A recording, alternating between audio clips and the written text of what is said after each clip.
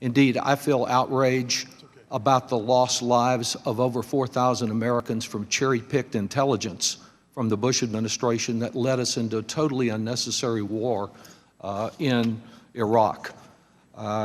The scheduling of today's vote as an anniversary of the embassy takeover, like the scheduling of the vote on the Iranian nuclear agreement on 9/11, demonstrates that this is all about showmanship, not legislative draftsmanship.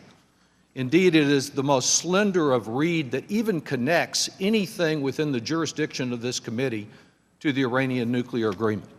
No president in American history has ever waived these provisions, no president other than President George W. Bush on one occasion. And to suggest that Mr.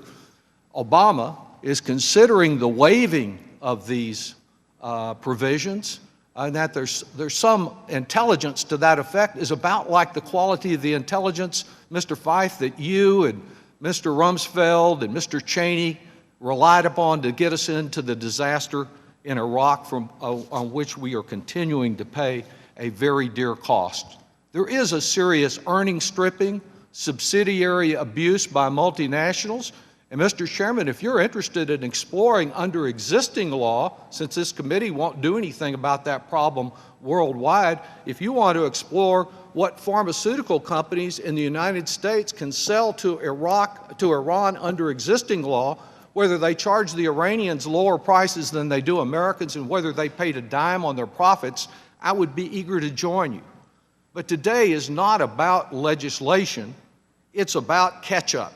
It's about catch-up because we've had attempts to repeal the Obamacare provisions 61 or 62 times, and we've only had one effort so far in the form of H.R. 57 to repeal and undermine the Iranian nuclear agreement. And so today we're on that program. As with the attempts to repeal Obamacare, there's much missing information. Where was the concern with the Iranian centrifuges when President Bush was the president?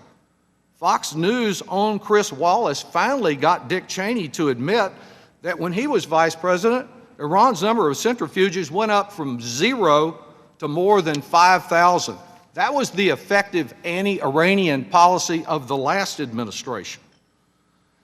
Mr. Chairman, there are over 4,000 American lives that have been lost, hundreds of thousands of lives of Iranians, of Iraqis, and over $2 trillion in United States funds. I think an apology is called for. I'd like to see an apology from those who forced us into that unnecessary war, jeopardized our economy, and continued to place the lives of young Americans in danger today because they engaged in the greatest foreign policy disaster in American history.